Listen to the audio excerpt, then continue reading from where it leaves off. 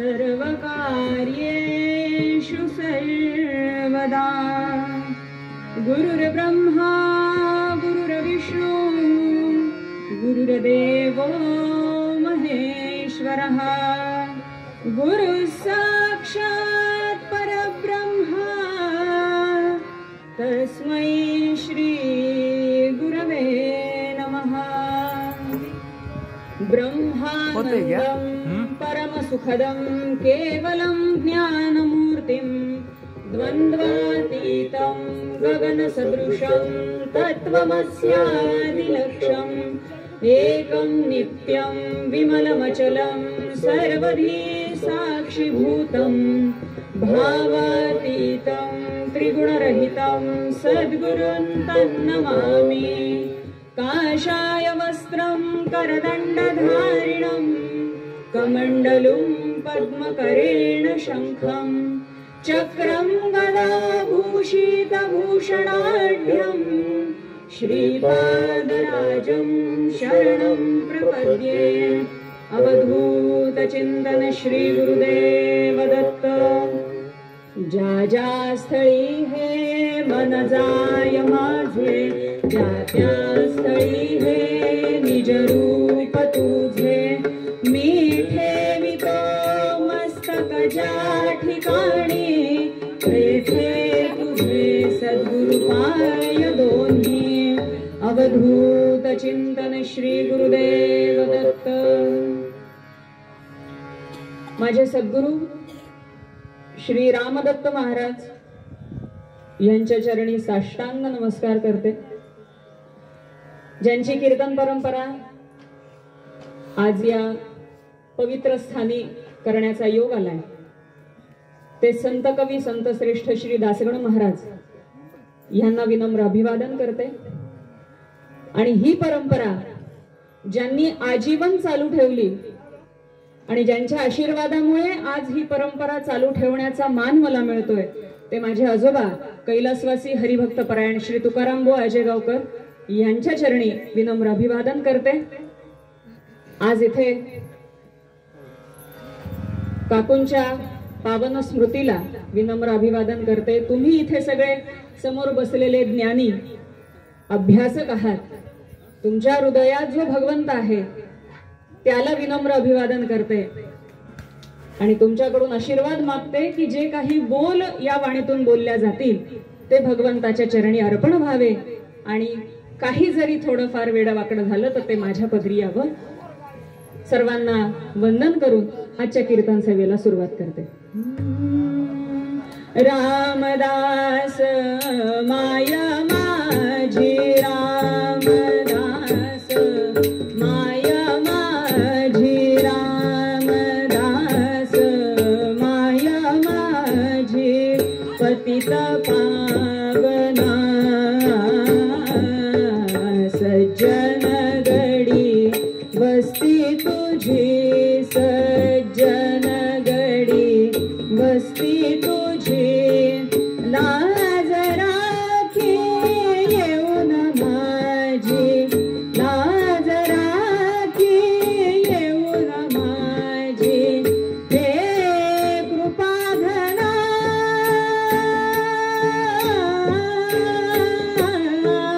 रामदास माया माझी रामदास दीनदास दास गणू दीनदास दास गणू करितास चुकवित्रास करितास चुकवित्रास यमयातना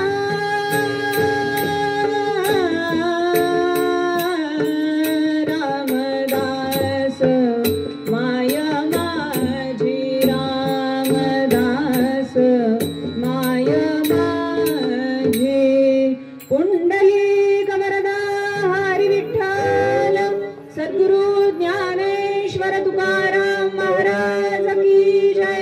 सद्गुरु दासगणू महाराज की जय। समर्थ रामदास स्वामी महाराज की जय।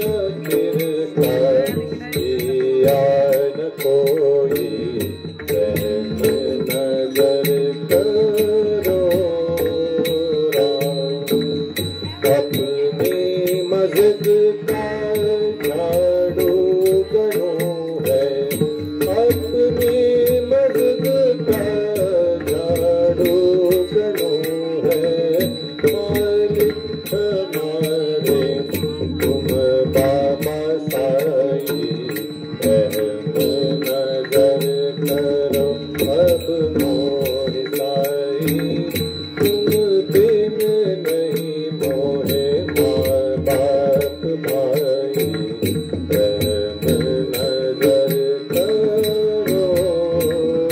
राम।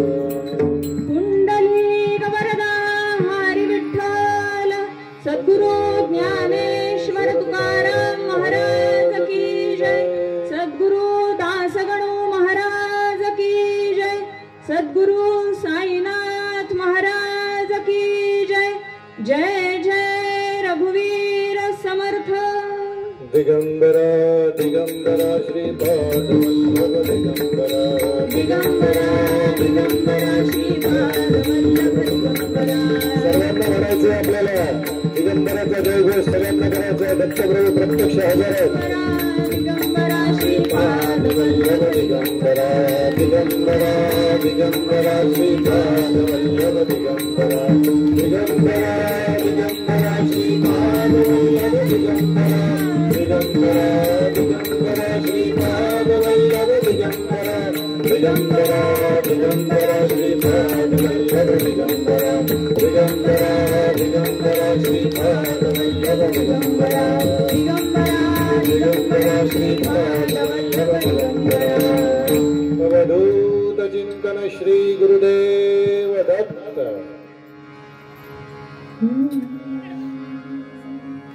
सद्धर्माचे आचरण हेची कारण अभ्युदया करा, त्या हरिला येईल दया।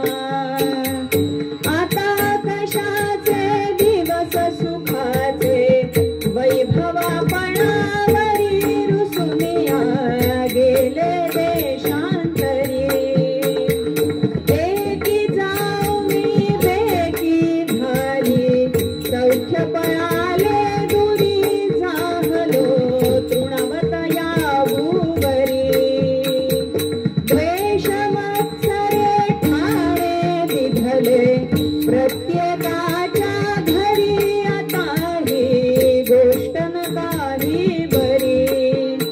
यासाठी गड्यांनो सावध व्हावे आता, धर्मासी न माना उगाच भाकड कथा।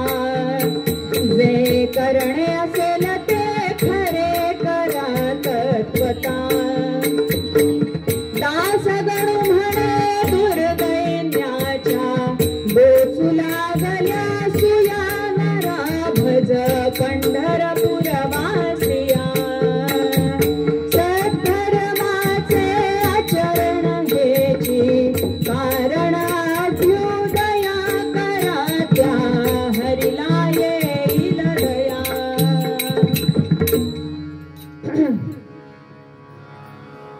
छोटस नामगजर करू आणि मग पूर्वरंगाचं निरूपण सुरू करते। जय जय राम कृष्ण हरी, जय जय राम कृष्ण हरी, जय जय राम कृष्ण। आवाज मला आला पाहिजे जसा माझा तुम्हाला येतो। जय जय राम कृष्ण हरी, जय जय राम कृष्ण हरी, जय जय राम कृष्ण हरी, जय जय राम कृष्ण हरी, जय जय राम, जय जय राम। जय जय राम कृष्ण हरी, जय जय राम कृष्ण हरी, जय जय राम कृष्ण हरी, जय जय राम कृष्ण हरी।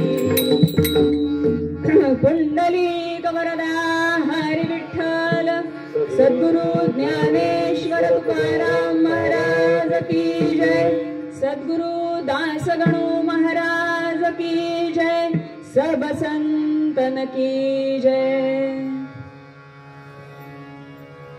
ही जी कीर्तन परंपरा आहे त्याचा थोडक्यात परिचय सांगते। रामदासी कीर्तन परंपरेमध्ये संत कवी दासगणू महाराजांनी, ज्यांनी गजानन विजय हा ग्रंथ लिहिला, त्यांनी अनेक संत चरित्र रचली। त्यांचे सद्गुरू साईबाबांकडून त्यांना तशी आज्ञा झाली की जे काही तुमचं सध्याची नोकरी, जे काही तुमचं कर्म चालू आहे ते सगळं सोडून जी तुमची वाणी आहे, जी तुमची लेखणी आहे, त्यातून काय प्रकट व्हायला हवं तर संत चरित्र प्रकट व्हायला हवं। आणि त्यांच्या आज्ञेला प्रमाण मानून दासगणू महाराजांनी अनेक संतांची चरित्र लिहिली, त्यांचं गायन सुद्धा केलं, त्याचा प्रसार प्रचार केला. आणि आमच्या भाग्याने माझ्या आजोबा वयाच्या 10व्या वर्षापासून दासगणू महाराजांसोबत राहिले, त्यांच्याकडे शिकले. दासगणू महाराजांचे मानसपुत्र आणि त्यांचे शिष्य दामू अण्णा आठवले यांनी त्यांनी लिहिलेल्या पदांना चाली लावल्या. आणि मग दामू अण्णा आठवले, माझे आजोबा, इतरही अनेक जे दासगणू महाराजांचे शिष्य होते, त्यांनी ह्या सगळ्या संत चरित्रांचा प्रसार आणि प्रचार केला. ही परंपरा माझ्या माहेरी आजही अविरतपणे सुरू आहे. माझे 2 काका, माझी काकू, माझे भाऊ बहिणी, ह्या सगळ्या आम्ही या सेवेमध्ये आहोत. आणि माझं भाग्य किती थोर की माहेरची जी परंपरा आहे ती सासरी येऊन मला चालवायला मिळतीये. म्हणजे कसं असतं बघा भाग्य, की माहेरी असताना कधी योग आला नाही की कीर्तन करावं, पण सासरी आल्यानंतर तो जो पाठिंबा जो मिळाला, खंबीर पाठिंबा, की तू कर, आणि त्या पाठिंब्याने आज ही परंपरा चालू ठेवण्याचं भाग्य मिळालंय. तर अशी ही कीर्तन परंपरा, कीर्तन असो, भजन असो, भगवंताचं नाम आहे. तुमचं वेगळं आमचं वेगळं काही नसतं. देव जसा सगळ्यांचा आहे तसं त्याचं नामही सगळ्यांचं आहे. ते कोण कसं घेतं, सुरात घेतं का तालात घेतं हे महत्वाचं नाही, ते अंतःकरणातून घेतं का हे महत्वाचं आहे. त्यामुळे परंपरा कुठलीही असो हो, आम्ही कीर्तनकार आहोत, आम्ही भगवंताचं नाम घेतो आणि घ्यायला भाग पडतो, याचा अभिमान आहे आणि तो अभिमान कायम असणार आहे. तर कीर्तन परंपरेप्रमाणे पूर्वरंग जो मांडायचा आहे, त्या पूर्वरंगाची पद सुद्धा आमच्या दासगणू महाराजांनी लिहून ठेवली. 250 ते 300च्या जवळपास पूर्वरंग पद त्यांनी लिहून ठेवलेली आहेत. प्रत्येक आख्यानामध्ये जे काही कथानक आपल्याला बघायला मिळतं, तर ती कथानकाची मांडणी दासगणू महाराजांनी केली आणि त्या कथानकाला अनुरूप अशी पद त्यांनी त्यामध्ये रचली, की ज्याचं सादरीकरण केलं जातं, ज्याचं गायन केलं जातं. आणि त्यातून भगवंताचं नाम कसं घ्यावं, भगवंताची भक्ती कशी करावी हे सांगितलं जातं. तर हे जे पूर्वरंगाचं पद दासगणू महाराजांनी लिहिलेलं आज तुमच्या समोर सादर केलेलं आहे, सद्धर्माचे आचरण हेची कारण अभ्युदया, करा त्या हरीला येईल दया. त्या हरीला कधी दया येईल हो आपली?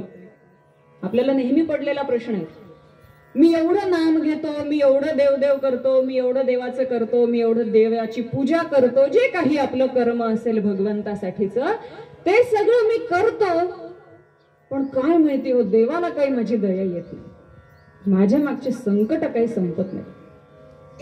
मग हे संकट त्याने दिलेली आहेत का हो? अजिबात नाही. आई होती आपली, आई कधी लेकराला संकटात टाकेल का? नाही टाकत. पण आईचं ऐकलं नाही आणि जर मूल पळत गेलं तर कुठेतरी धडपडून पडणार आहे की नाही? मग याचा दोष त्याने आईला द्यावा का? याचा दोष त्याच्याकडे. माझे कर्म आहेत जे मी भोगतोय, मग या जन्मात असेल, पुढच्या जन्मात असेल, मागच्या कधीतरी जन्मात भोगलेले कदाचित संपले नसतील भोग आणि म्हणून पुढे आलेले आहेत. हे सगळं गणित जे आहे ना, हे खूप खोल आहे. मग ह्या तत्वज्ञानात जायचंय का आपल्याला? अजिबात नाही. आपल्या संतांनी तत्वज्ञान इतकं सोपं केलेलं आहे. ते म्हणतात तुम्ही कशाला जाताय अवघडात? कशाला ते कर्मकांड हवे, त्या कर्माची फळं हवी आहेत, त्याची झालेली प्राप्ती आणि त्याचे भोग, आणि कशाला? मग करायचंय काय? अहो, अंतःकरणातून त्या भगवंताचं नाम घ्या. तो युगे 28 विटेवरी उभा. कशासाठी उभा आहे तो? कमरेवर हात देऊन एक, अहो इथं 2 तास कीर्तन करायचं, एका ठिकाणी उभा राहून तर कळ लागते पायाला. तो सगळं काही सोडून फक्त आपल्यासाठी तिथे कमरेवर हात देऊन उभा आहे, की मी स्वागताला उभा आहे तुमच्या. आम्ही बायका हक्काने वाट बघतो घरी येणाऱ्या पाहुण्यांची, कमरेवर हात देऊन कधी येतात, तयार आहे सगळं. हा, स्वागताची सगळी तयारी आहे. असं उभं राहतो की नाही आपण वाट बघत? तसा तो उभा आहे, की स्वागताला उभा आहे, या मी तुमच्यासाठीच आहे. पण आपण तिकडे जायचं सोडून बाकी सगळ्या वाटेने फिरतो. इकडून मिळेल का, इकडून मिळेल का, कुठेच मिळणार नाहीये. त्याच्या पायाशी जा, सगळं तिथे आहे. पण तिथे जा, पण कसं जा?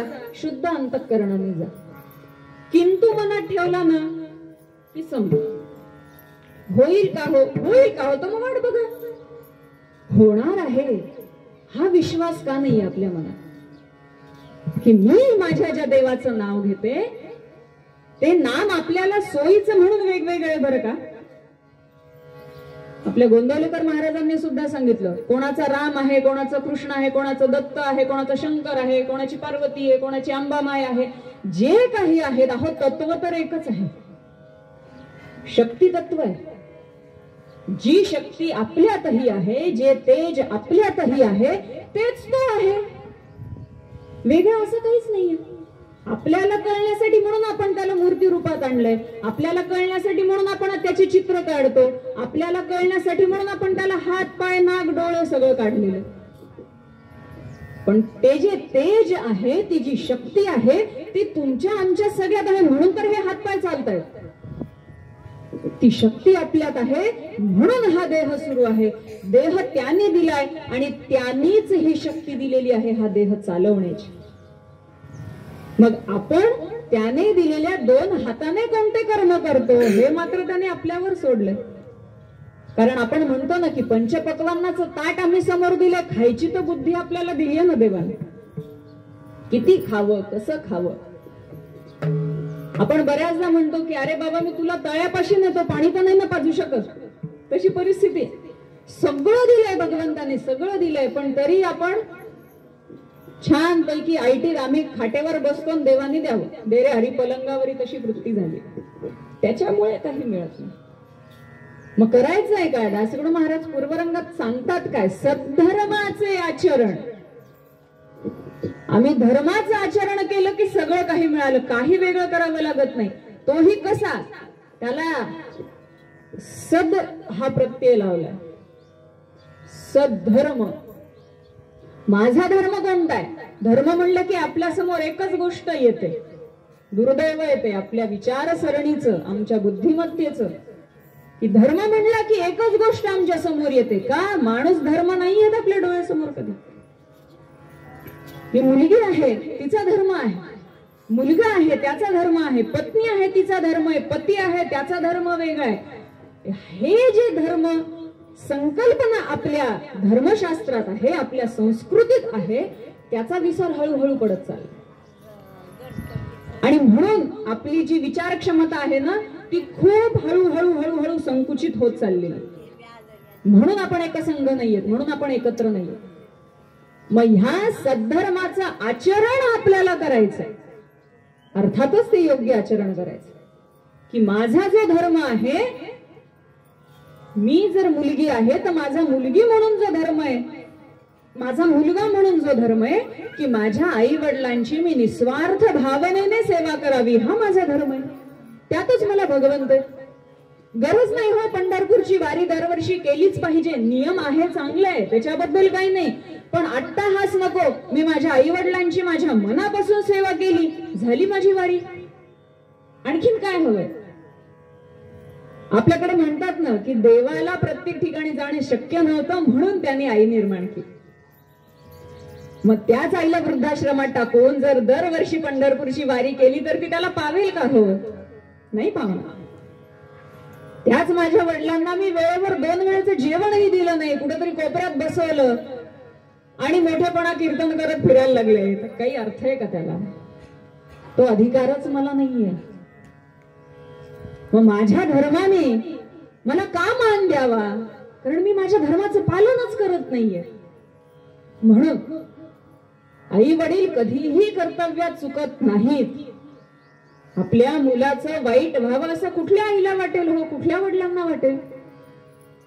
कोणासाठी त्यांनी आपल्या अंगाची कातडी झिजवली, इतके कष्ट आपले आई वडील आपल्यासाठी करतात, त्याची परतफेड आपण कशी करतो ह्याचं चिंतन करण्याची वेळ आली. आणि आजच्या युवा पिढीला तर हे चिंतन करणं अतिशय आवश्यक. आज या कुटुंबासारखे कुटुंब आपल्या देशात आहेत म्हणून आपली संस्कृती टिकून आहे. बरं, नाहीतर मोठ्या मोठ्या शहरांमध्ये बघायला जावं, परिस्थिती भीषण आहे. आणि म्हणून आपली संस्कृती सगळी लोप पावत चाललेली आहे. काहीच मान नाही आई वडिलांना. मग त्यांनी दिलेले संस्कार कुठे गेले? एका क्षणात विसरतो आपण. घराचा उंबरठा ओलांडला की सगळी काही शिदोरी बांधून ठेवल्यासारखी घरात ठेवायची आणि उन्हाडक्या करत बाहेर फिरायचं. याला काय अर्थ आहे? जोपर्यंत अंगात सळसळत रक्त आहे, जोपर्यंत आपल्या हातापायात धडधाकट शक्ती आहे, तोपर्यंत सगळं छान वाटतं बरं का.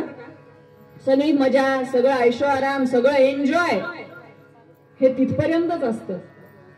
पण एकदा ज्या भूमिकेत आपले आई वडील असतात, त्या भूमिकेत जेव्हा आपण येतो तेव्हा खाडकन डोळे उघडतात की अरे मी कुठे चुकलो, म्हणून माझ्या नशिबी हे आले. पण दुर्दैव असं की मी कुठे चुकलो हा प्रश्न मनात येत नाही. मी देवाचं काय वाईट केलं म्हणून माझ्या नशिबी आलं, येतं की नाही हो आधी मनात? मी केलं नाही का काही देवाचं, मग देवाने माझ्या नशिबात हे का टाकलं? आपण आपल्या अंतःकरणामध्ये डोकावून बघितलं का की मी माझे कर्म करताना कुठे चुकलो म्हणून हे फळ माझ्या नशिबी आलं? हा, आणि सगळे चांगले कर्म करूनही कदाचित काही भोग जर वाट्याला आले तर ते पूर्वकर्माचा दोष असू शकतो. मग तो दोष घालवायचा कसा? आपले सद्गुरू आहेत की त्याच्यासाठी. सद्गुरू कशासाठी हवे? सद्गुरू त्या दोषांचं निवारण करतात की महाराज मी तर चांगले कर्म केले, मग माझ्या नशिबी हे का? कदाचित मागच्या काही कर्मांचे दोष असतील, मग ते घालवायचे कसे? सेवा भाव. माझ्या आई वडिलांची सेवा, माझ्या भगवंताचं मनापासून केलेलं चिंतन, आणि मी जे काही कर्म करतोय तत्सद कृष्णार्पणमस्तु ही भावना. हे जोपर्यंत आचरण. आणि असं असतं की चांगले काम करायचे. अहो आजकाल कंपनीमध्ये नोकरी लागताना सुद्धा क्रायटेरिया असतो, तुमची हेल्थ चांगली पाहिजे, तुम्हाला कुठलाही रोग नसला. किती मेडिकल आणि हेल्थ चेकअप करतात हो. पण भगवंत कधी करतो का कुठले चेकअप, कुठल्या टेस्ट? कधीही नाम घ्या तो आपल्याला जवळच बोलावतो.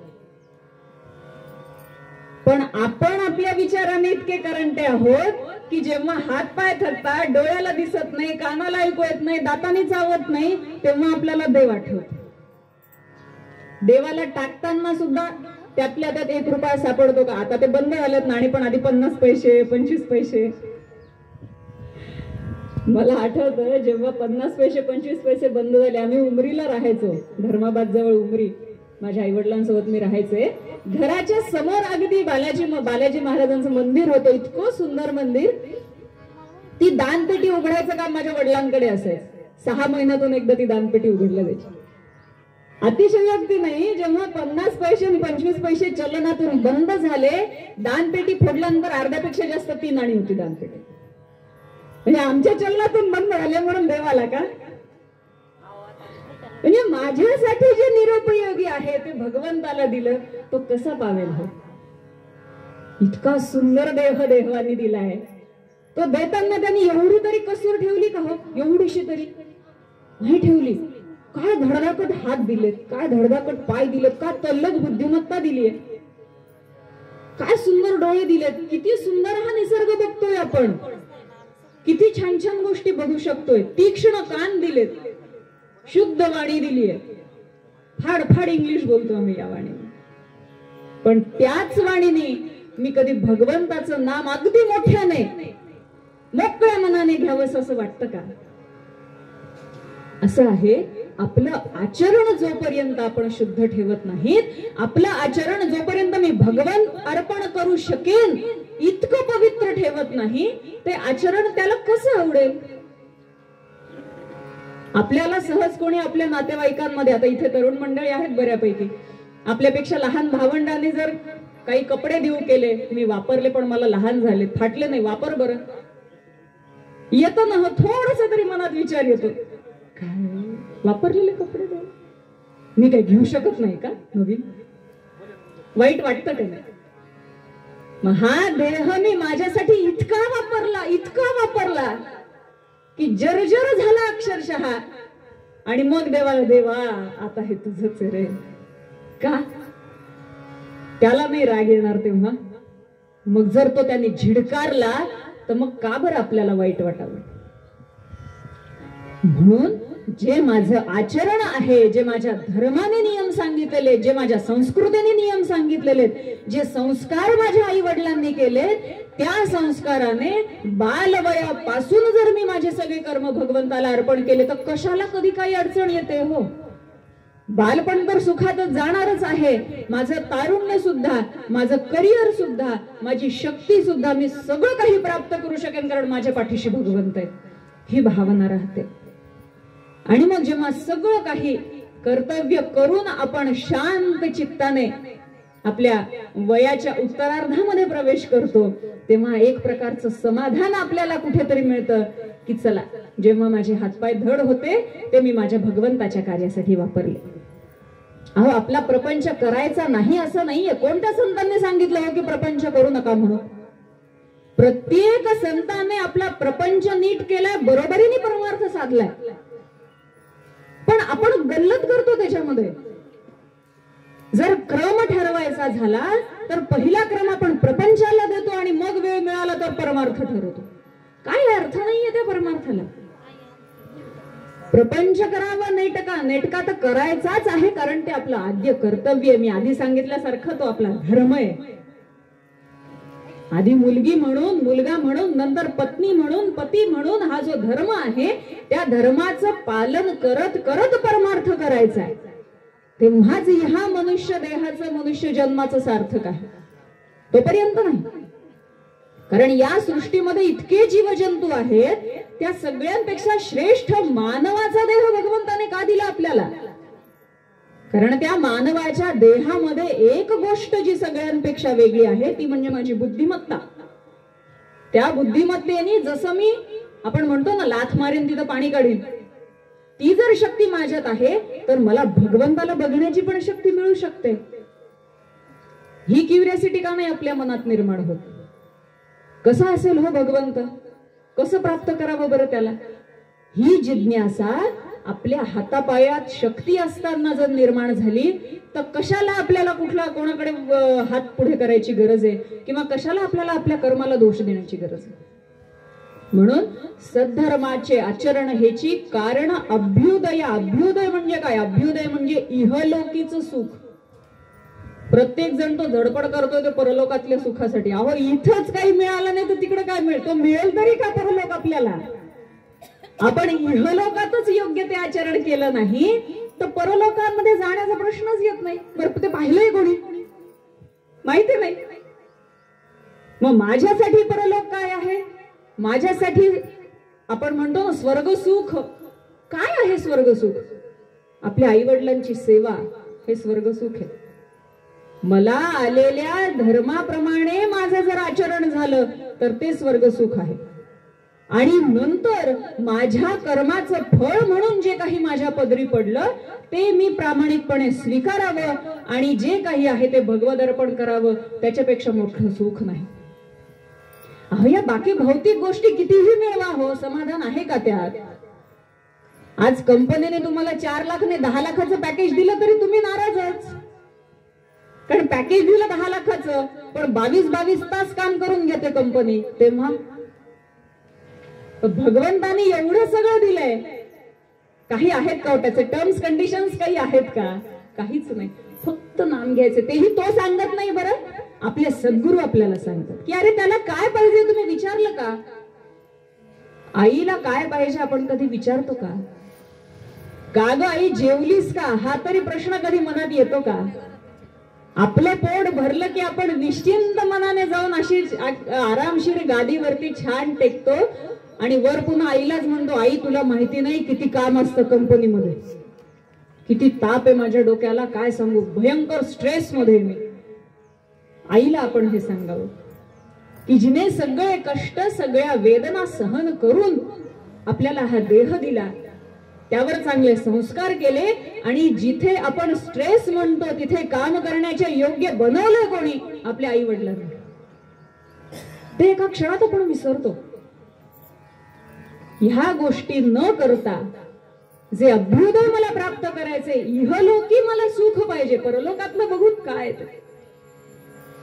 इहलोकी जर मला सुख प्राप्त करायचे तर तितक्या शुद्ध अंतःकरणाने मी माझ्या धर्माचं पालन केलं पाहिजे, तितक्या शुद्ध अंतःकरणाने माझ्या भगवंताचं नाम मी घेतलं पाहिजे. हा, त्याच्यामध्ये काही शंका असेल तर आपले सद्गुरू आहेतच.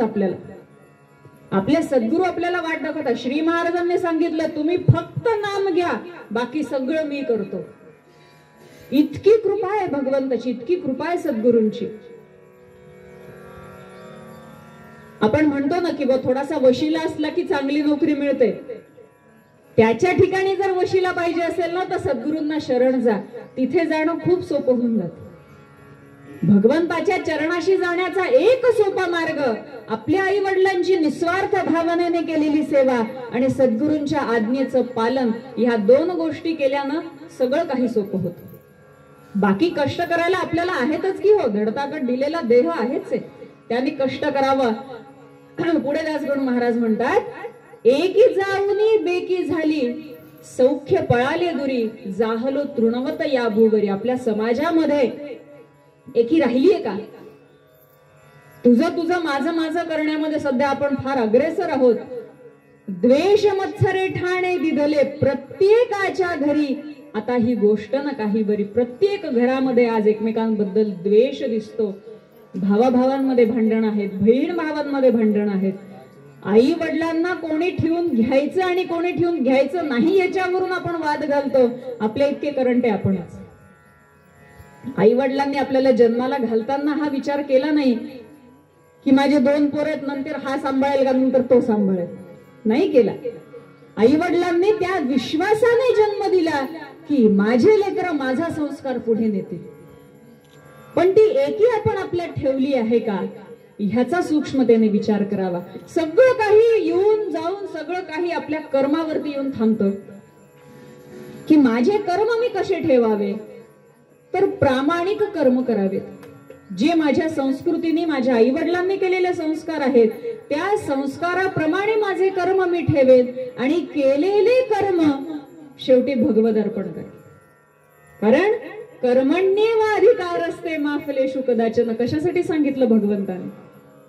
कर्म कर, तू फळाची नको चिंता करू. आपण कर्म थोडस करतो, एवढ्या मोठ्या फळाची अपेक्षा, कधी मिळेल कधी मिळेल कधी मिळेल, काहीच उपयोग नाही त्या कर्माचा. महाराजांनी सांगितलं आपल्याला, समजा आपल्या सद्गुरूंनी सांगितलं, तुम्ही रोज 5 माळा रामनामाच्या करा. त्या 5 माळा कशा बशा आपण ओढतो की नाही हो? काय करावं वेळच नसतो, कसा बसा 5 माळा करायला वेळ मिळतो. मग करता काय एवढ्या मोठ्या सगळ्या वेळांमध्ये? बरं, कोणी म्हणलं का तुमचे कामधंदे बाजूला ठेवून करा? हरकत नाही. आपल्या मनशांतीसाठी देवघरामध्ये बसून एक तरी माळ ओढावी. कशासाठी? आमच्या मनशांतीसाठी. आजकाल जे बाहेर मेडिटेशनचे वर्ग चालतात ना, सो कॉल्ड मेडिटेशन असेल, आम्ही ध्यानाचे वर्ग घेतो, आम्ही मेडिटेशनचे वर्ग घेतो. कशाला वर्ग पाहिजेत हो?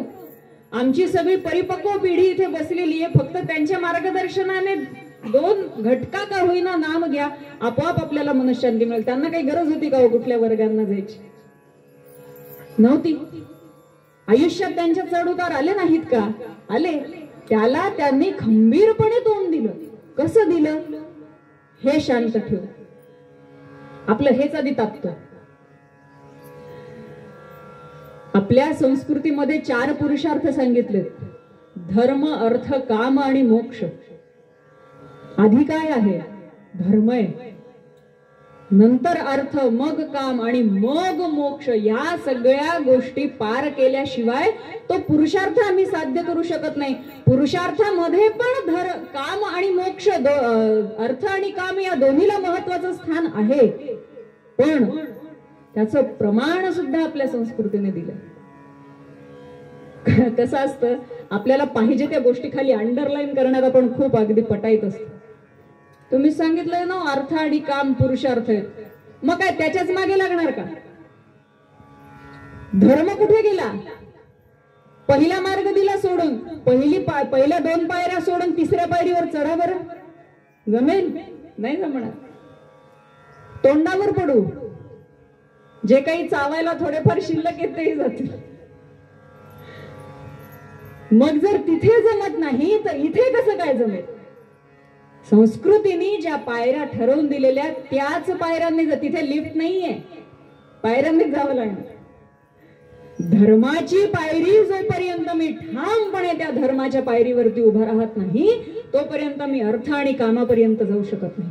ते सुद्धा कशासाठी की माझा जो प्रपंच आहे तो मला नेटका करायचा आहे आणि ह्या पायऱ्या पार करून मोक्षाच्या मंदिरात जायचंय, तिथपर्यंत पोहोचायचंय. त्याच पायरीवरती बसून नाही राहायचं सेल्फी काढत. नुसत्या मंदिराचे सेल्फी काढण्याने समाधान होत नसतं. मंदिरात बसलेल्या भगवंताला आपल्या हृदयात जेव्हा आपण बघू तेव्हा त्या मंदिरातल्या मूर्तीमधल्या भगवंताचं तेज आपल्याला बघायला मिळतं.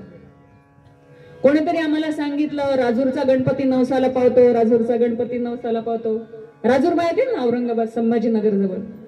एक उदाहरण सांगते.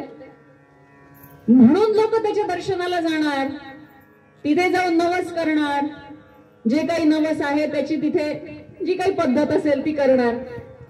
नाही पाहिलं तुमचा गणपती आमच्या नवसाला, तिथे जाऊन फक्त नवसच बोलायचा होता का? त्या गणपतीचं रूप कधी निहाळलंय का? त्या गणपतीला डोळे भरून कधी बघितलंय का? त्याचे डोळे किती छान आहेत, त्याची सोंड किती छान आहे, तो बसलाय किती छान. हे ध्यान सुंदर ते ध्यान उभे विटेवरी करकटावरी ठेवून या, हे महाराज कधी म्हणतात? त्यांनी डोळे भरून ते रूप बघितलंय. अगदी त्या पायाच्या नखापासून भगवंताच्या टोपापर्यंत अक्षरशः मन भरत नाही हो पंढरपूरला गेल्यानंतर. का नाही भरत? कारण समाधानच होत नाही. कितीही बघितलं तरी अजून बघावं असं वाटतं. ही ओढ का बरं आहे? कारण त्याच्यातलं चैतन्य आम्ही ओळखलंय. नाहीतर काय हो, 2 मिनिटं असं केलं की पुढे जाणारे लोक आहेतच की. गाडीवरून जाता जाता थोडीशी गाडी स्लो करून असं करून पुढे गेलं म्हणजे भगवंताची कृपा होत नसते. याचा अर्थ असा नाही की तुम्ही तसंही करू नका, नाही तर तेही बंद कराल. का तर म्हणे कीर्तन करताना सांगितलं असं करायचं नाही, सर्व पुढे जायचं. नको, जे करताय ते करा पण मनापासून करा. मान्य आहे तुम्हाला घाई असेल, पण 1 ते 1.5 मिनिटांनी मग आपला जो काही सकाळचा रुटीन आहे तो थोडासा लवकर सुरू करा. 10 मिनिटं भगवंतासाठी तर आपण काढू शकतो ना. 24 तासातले 24 तास दिलेत ना. मग जसं आमच्या डायटिशियनने सांगितलं की तुम्हाला 8 तास झोप कंपल्सरी आहे, तसं जर आमच्या सद्गुरूंनी आम्हाला सांगितलं की तुला 1 तास भगवंतासाठी देणं आवश्यक आहे, ते का नाही आपण ऐकत हो? आपले सद्गुरू जर आपल्याला म्हणाले बाळा रोज 1 तास भगवंताचं नाम घ्यायचं, देवघरात बसायचं, शुद्ध व्हायचं आणि तिथे बसून भगवंताचं नाम घ्यायचं. महाराज तुम्हाला सांगायला काय जातं, माझ्या मागे किती व्याप आहे तुम्हाला काय सांगू. सकाळी जातो कंपनीत, यायला रात्री 11 वाजतात, कधी कधी जेवण पण करत नाही, झोप होत नाही. अहो ह्या सगळ्यावरती उपाय म्हणूनच महाराज तुम्हाला 1 तास काढायला सांगतात आणि आपण काढू शकतो. जसं मी आधी शब्द वापरला, लाथ मारेन तिथं पाणी काढीन, ही ताकद आहे की नाही आपल्यात? मग ती ताकद मी थोडा वेळासाठी माझ्या जर भगवंताला दिली तर काही बिघडतं का हो? पण नाही, आम्ही तेवढं जोडून बाकी सगळं करायला होतं. एखाद्या मित्राचा फोन यावा, अरे आज मस्त घरी पार्टी ठरवली, ये बरं का, तेव्हा कसा हाफ डे टाकता येतो हो कंपनीमध्ये? सर ते जरा फार अर्जंट काम आहे हो, जाणं आवश्यक आहे. आणि जर आईने फोन केला, बाळा आज थोडं लवकर घरी येशील का रे, आज ना माझी कामं लवकर आटोपली, जरा छान माडीवरती बसू, 2 घोट चहा घेते तुझ्यासोबत. आई तुला काहीच वाटत नाही का ग म्हणताना? माझ्या मागे कमी ताप आहे का? ते बॉस एक तर तिकडे कचकच कचकच करतो माझ्या मागे, तू काय चहा घेऊन बसली? मित्राचा फोन आल्यानंतर जी ओढ आहे ती आईचा फोन आल्यानंतर का नाहीये? आपण कुठेतरी ह्या गोष्टीनं टाळायला शिकलो. माझं हित कशात आहे तेच आपण विसरून गेलोय आणि नाही त्या गोष्टींच्या मागे इतके धावतोय की इतके दमून जातोय की नंतर आपल्याला झुकता येत नाहीये. आणि मग सद्गुरूंचा हात जो आपल्याला आधाराचा असतो, तो सद्गुरूंचा आधाराचा हात धरावा, त्यांनी सांगितलेल्या मार्गावरती मार्गक्रमण करावं. कशाला गुडघे फोडून घ्यायची वेळ येईल हो? असो सांगायचा मुद्दा हा की आपल्या धर्माचं आचरण जोपर्यंत आपल्याकडून शुद्ध अंतःकरणाने पवित्र मनाने होत नाही तोपर्यंत आपलं कल्याण शक्य नाही. आपल्या आई वडिलांची पुण्याई आपल्या पाठीशी आहेच आहे, ती कायम असते. पण ती जी पुण्याई आहे, ते जे गाठोडं माझ्याकडे आहे, ते मला संपवायचंय का जपून ठेवायचं? ते जर मी जपून ठेवलं तर माझ्या पुढच्या पिढीला मी देऊ शकेल. ती पुंजी मला जपून ठेवायची आहे. आणि म्हणून आपल्या धर्माचं आचरण हे आपण जितक्या पवित्र अंतःकरणाने, जितक्या योग्यतेने करू, तितक्या लवकर आपलं कल्याण आपल्याला साधता येतं. मला असं वाटतं पूर्वरंगाला आपण इथे विराम देऊन उत्तर रंगाकडे वळावं. जो मुख्य कीर्तनाचा विषय आहे तो आपल्या समोर मांडते. मुद्दा हाच की धर्माचं आचरण व्हावं ही एकच तळमळ. आपण कोणत्याही कीर्तनकारांना ऐकलं, कोणत्याही प्रवचनकाराला ऐकलं, प्रत्येकाची तळमळ हीच आहे की बाबा रे, धर्माचं आचरण करा, भगवंताला विसरू नका. कारण शेवटी कर्म आपण जे करतो ते करण्यासाठीचा देह त्याने दिलेला आहे, तेवढी फक्त आठवण आपण ठेवावी.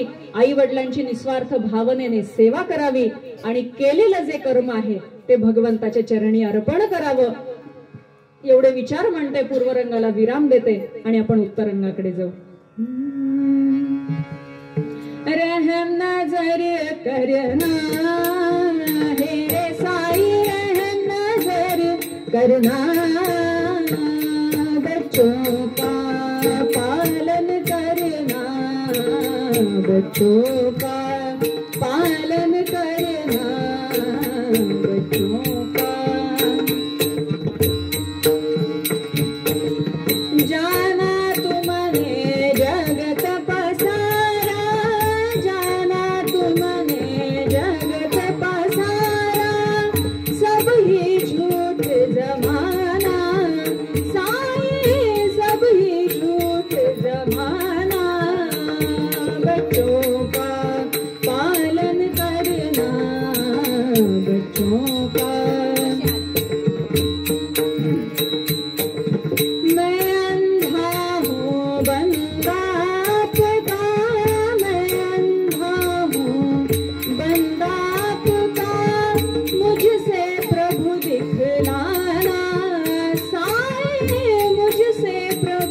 दिखलाना, बच्चों का पालन करना, बच्चों का.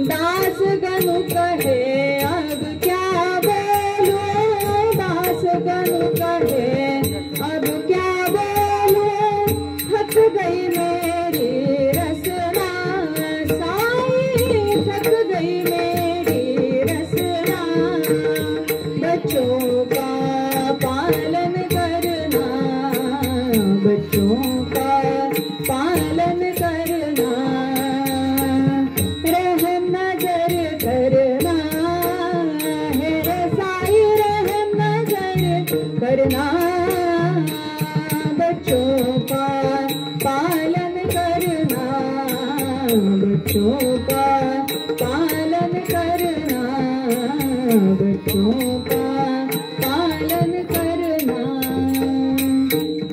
कुंडलिक वरदा हरी विठ्ठल सद्गुरु ज्ञानेश्वर तुकाराम महाराज की जय, सद्गुरु दासगणो महाराज की जय, समर्थ रामदास स्वामी महाराज की जय, सीताकांत स्मरण जय जय राम. नमः पार्वती पते हर हर महादेव. एक छोटस भजन आहे. आमच्या अनंत महाराज आठवले, परमपूज्य स्वामी वरदानंद भारती संन्यास घेतल्यानंतरचं त्यांचं नाव.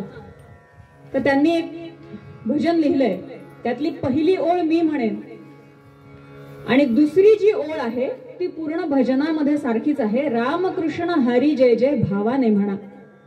त्या भजनाचा थोडक्यात भावार्थ सांगते की आपण कुठे आहोत, आपण कोणत्या परिस्थितीत आहोत, आपण उभे आहोत का बसलेले आहोत, मी लहान आहे का मोठा आहे, ह्या गोष्टीला महत्व नाहीये. महत्व कशाला आहे? रामकृष्ण हरी जय जय भावाने म्हणा.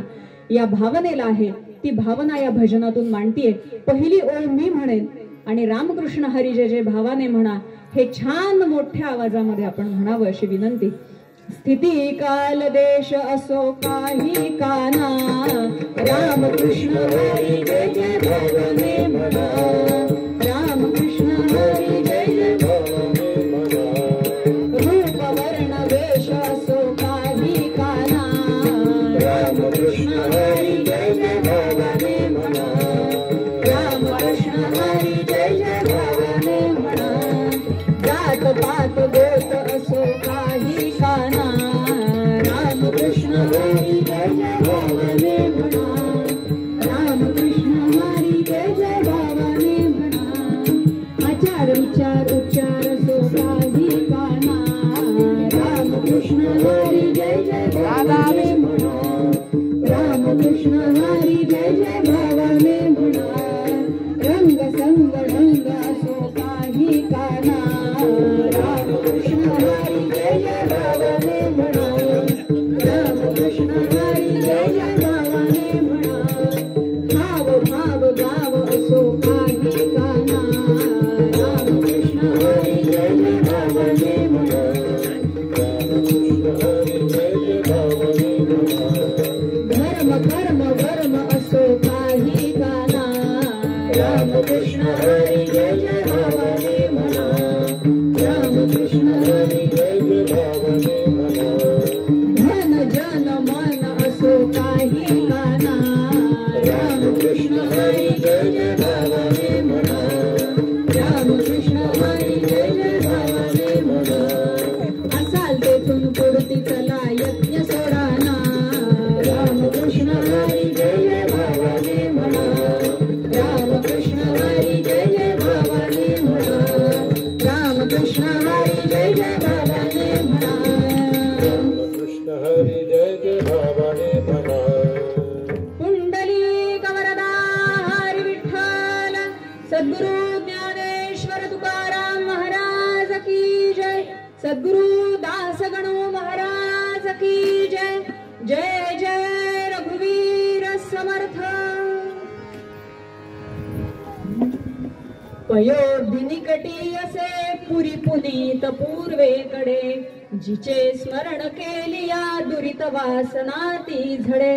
बलानुज उभाय जिथे स्वजन ताप वारावया, सुभक्त हरीचा तिथे म्हणती लोक लाखातया. जगन्नाथपुरी आपल्या सगळ्यांना परिचित आहे. आजही तिथे भगवंत साक्षात आहेत. भगवंताचे हृदय जिथे आहे ती जगन्नाथपुरी. आणि या क्षेत्र जगन्नाथपुरी मध्ये भगवंताचा निस्सीम भक्त संत श्रेष्ठ लाखा कोल्हाटी नावाचे होऊन गेले. कोल्हाटी म्हणजे आपण डोंबारी म्हणतो की नाही, ते कोल्हाटी. रस्त्यावरती दोरीवरचे खेळ करायचे आणि जे काही 2-4 पैसे मिळतील त्याच्यामध्ये पोटाची खळगी भरायची. असा हा लाखा कोल्हाटी. दासगण महाराज वर्णन करतात तो कसा होता. लाखा कोल्हाटी कोल्हाटी साथी जा जग जेठी, लाखा कोल्हाटी कोल्हाटी. हीन कुलामध्ये जन्म जयाचा, मोती निधीच्या पोटी, पंगापासून कमल परीते बसते हरीच्या मुकुटी. लाखा कोल्हाटी कोल्हाटी.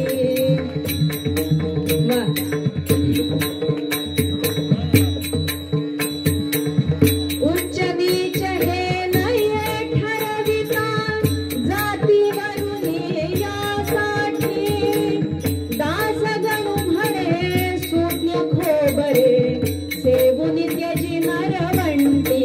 लाखा कोल्हाटी कोल्हाटी साथी जा जग जेठी, लाखा कोल्हाटी कोल्हाटी.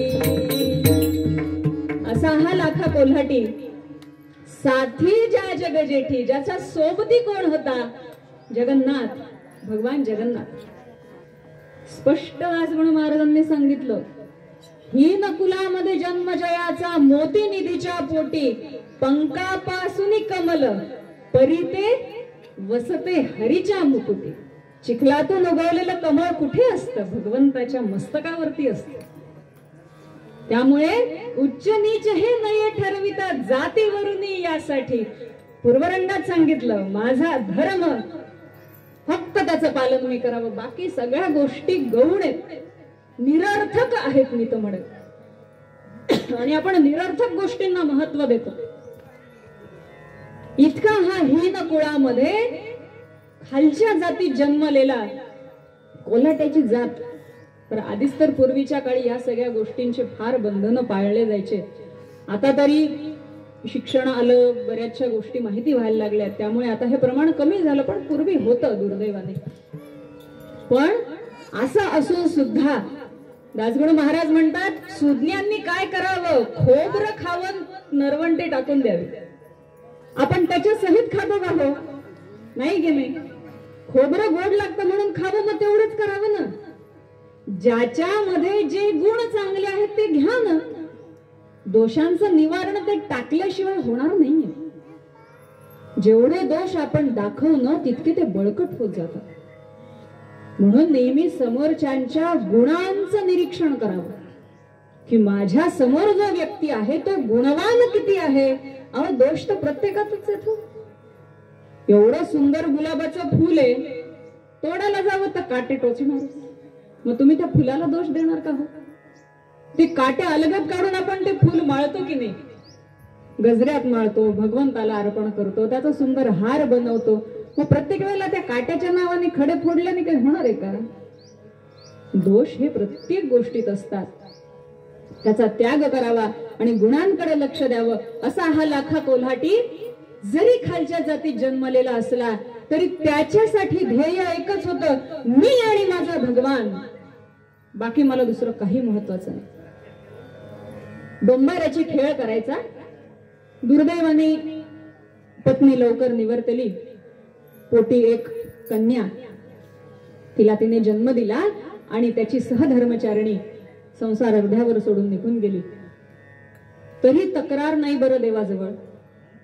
भगवंता काय करायचे? जोपर्यंत शक्य तोपर्यंत तिने खेळ केला. नंतर माझी पोरगी दिलेली आहेस, ती खेळ करेल. दोघं मिळून आम्ही तुझ्या समोर हा खेळ करू, तुला आवडतो म्हणून. आणि त्यातून जे काही 2-4 पैसे मिळतील त्याच्याने आमच्या पोटाची खळगी भरू. लागतच काय अजून या देहाला? 2 वेळचे 2 घास जरी सुखाचे मिळाले तरी बरं झालं. ही समाधानी वृत्ती लाखाची. आणि दासगणू महाराज सांगतात, लाखा दरिद्री अत्यंत एक कन्या तया प्रत जी रूपवती बहुत वाटे जन्मली रती पुन्हा. अतिशय सुंदर होती कन्या. म्हणजे देवानी पण परीक्षा कशी बघावी तर अशी. काय ते रूप, काय ते रूप की जस काय रती पुन्हा जन्माला यावी असं ते सौंदर्य. लाखा मात्र जशी जशी पोरगी मोठी होतीये तशी तशी त्याची चिंता वाढत चालली. देवा, अरे मला घर राहायला झोपडी पण नाही, त्या झोपडीला दारही नाही, याचं रक्षण मी कसं करू?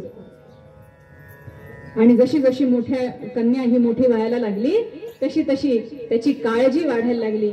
आली कन्या तारुण्य भरा माझी, लोक झटती करण्यास तिला राजी.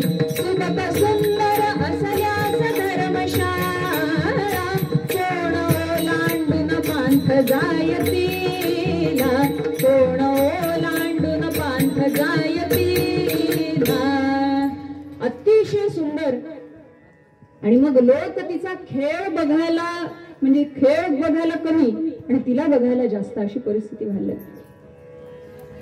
लाखाच्या मनात त्रास व्हावा, दुःखी कष्टी व्हावं त्याने. देवा, तू दारिद्र्य दिले असते कबूल केलं, माझी अर्धांगिनी अर्ध्यावट संसार सोडून गेली ते मी कबूल केलं, पण हे ओझं का बरं दिलंस देवा माझ्या डोक्यावरती? ज्याचं मी रक्षण करू शकत नाही अशा गोष्टी तू दिल्यासच कशाला? रोज त्याने भगवंतासमोर हात जोडावे. देवाला एवढं एकच तक्रार होती त्याची, बाकी काही नाही. एकच तक्रार की देवा हे सगळं काय आहे. भगवंतासमोरून यावं, मुलीला 4 गोष्टी समजुतीच्या सांगाव्या. असं असतं, आई वडील त्यांचं कर्तव्य अगदी चोख पार पाडत असतात. जिथे हवं तिथं लेकराचे कान धरण्याचे त्यांना अधिकार आहे. आपण तो मान्य करत नाही. आपल्याला वाटतं आपण खूप मोठे झालो. कितीही मोठे झालं तरी आईला लेकरू लहानच असतं. तर असं त्याने आपलं सगळा खेळ वगैरे झाला. संध्याकाळच्या वेळेला झोपडीमध्ये वापस आलं की मुलीला सांगावं, तारुण्य हे तव मुली मज फास वाटे, वाणी तिच्या पदपथावरले सराटे, वाहा तुझ्या समज निर्मल वासनेला, आला अहिगमत दंश करावयाला. मुली, तुझं सौंदर्य मला माझ्या गळ्याला लागलेला फास वाटतो ग. काय सांगू मी, काय करावं काय करावं. तिला 4 गोष्टी समजुतीच्या सांगाव्या आणि देवाला जाऊन म्हणावं, देवा सौंदर्य रत्न हे साचे, उपयोगी नागरी वाचे मानवा, शोभतो भव्य हरण्याचे कल्पनाथ बसविता त्यात, वडारी त्याची वडारी त्याची, कमी होईल किंमत साची माधवा. देवा हे गरिबाच्या पदरी असे सौंदर्य द्यावे तू.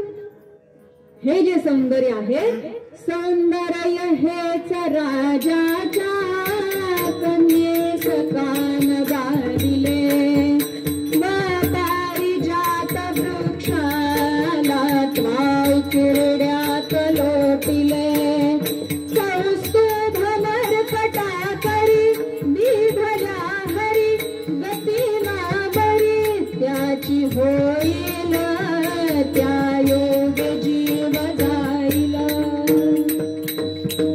देवा हे सौंदर्य तू राजाच्या कन्येला द्यायचं असतंस. त्यांच्याकडे त्याची किंमत आहे, त्याचं रक्षण होईल, त्याचं कौतुक होईल, सगळं काही आहे. भगवंता तू असं केलंय जस काय पारिजातासारखा कल्पवृक्ष तू किरड्यात लावलायस. तुझ्या कंठातला कौस्तुभ मणी जणू एखाद्या माकडाच्या हातात द्यावा. त्याला काय हो त्याची किंमत. एखादं फळ म्हणून त्याने जर खाल्ला तर बिचाऱ्याचा जीव जाईल. त्या मण्याचं काय झालं राहू द्या बाजूला, त्या बिचाऱ्याचा जीव गेला ना. देवा माझ्या नशिबे हे सगळं का रे.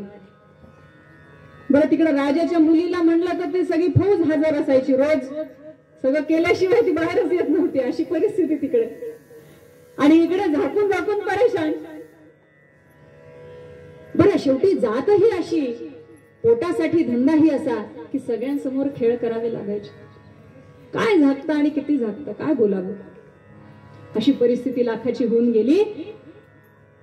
मंदिरामध्ये मी म्हणल्यासारखं भगवंतासमोर हात जोडावे आणि येऊन पोरीला 4 गोष्टी समजुतीच्या सांगाव्या. पोरी आपण काय करावं, आपण आपला खेळ करावा आणि येऊन भगवंताचं नामस्मरण करत झोपडीत बसावं. बरं बाकीच्या गोष्टींकडे लक्ष देऊ नकोस.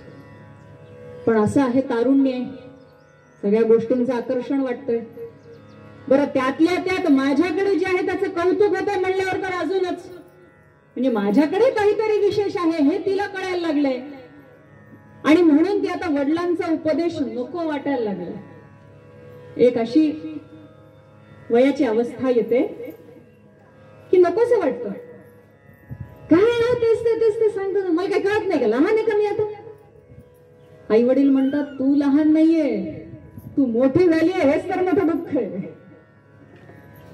कारण आई वडिलांनी अनुभवाचे 4 पावसाळे जास्त पाहिलेले असतात, पण हे आपल्याला कळत नाही. असो, लाखाने 4 समजुतीच्या गोष्टी सांगाव्या. तिने आपला कंटाळून आपली मान खाली घालून मान डोलवावी. आणि वडील थोडेसे इकडे तिकडे गेले की तिचा आवडता छंद जावं समुद्र किनारी बसावं. मग तिथं जाऊन काय करावं तिने, तर जेवढं सौंदर्य भगवंताने तिला दिलं होतं तितकाच गोड गळा सुद्धा भगवंताने दिला होता. हो म्हणजे देव देतो तेव्हा किती भरभरून देतो बघा. समुद्र किनाऱ्यावर बसावं शांत वेळेला आणि तिच्या आवडते गाणे तिने म्हणावे. मुरली कशास्तवही करी धरिली, मुरली कशास्तवही करी धरिली, निरस सुनिया तुझ प्रिय घरी, निरस सुनिया तुझ प्रिय घरी, मुरली कशास्तवही करी धरिली, तुझ गोशी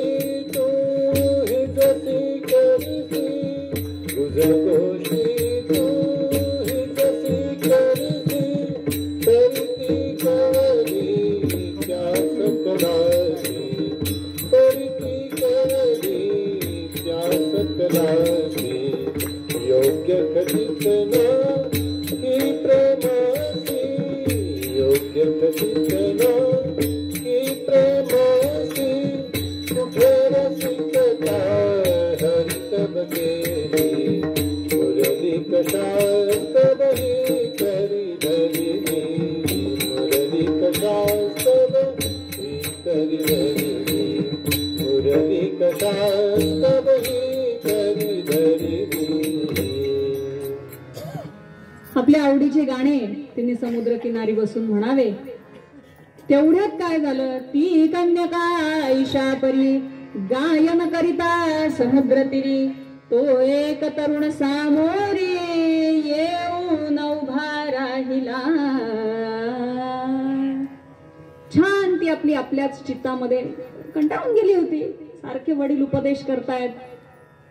बरं कळतंय की चार लोक आपल्याला बघून आकर्षित होत आहेत, काहीतरी वेगळं आपल्यामध्ये आहे. काय ते समजत नव्हतं आणि वडिलांनी दिलेला उपदेश पण ऐकावासा वाटत नव्हता. अशा सगळ्या द्वंद्व मनस्थितीमध्ये आपलं शांत समुद्र किनारी बसावं आणि छानसं गाणं म्हणावं.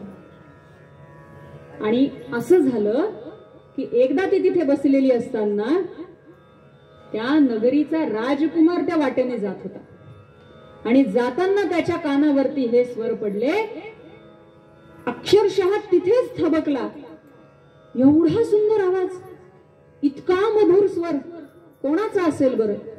तिथेच थबकला आणि विचार करायला लागला. पाहतो तो काय, जितका सुरेख आवाज त्याच्यापेक्षा कितीतरी पटीने जास्त सौंदर्य.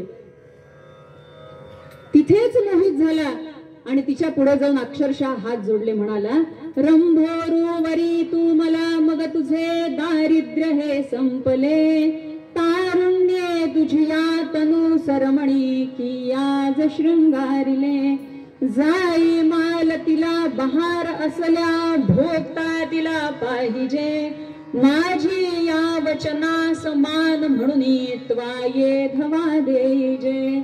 मुली, तू कोण आहेस, काय आहेस, मला बाकी काही माहिती नाही. तुझ्या एकूणच सगळ्या वस्त्रांवरून कळतंय की तू गरीब घरची आहेस. मला काही घेणं देणं नाही. मला तू आवडलीस आणि तू माझ्याशी विवाह कर. आता ती घाबरून गेली एकदम. हा साक्षात राजकुमार दिसतोय, मी साधी कोल्हाट्याची पोर. ती आपली हात जोडते, बाबा रे, छे छे असे वधू नकोस, भलतेच काही श्रेष्ठान, दुषवी भूषवी तपाही, कौपीन भस्म अहिभूषण शंकराला, का तो म्हणून जगिया वदनिंद्य झाला.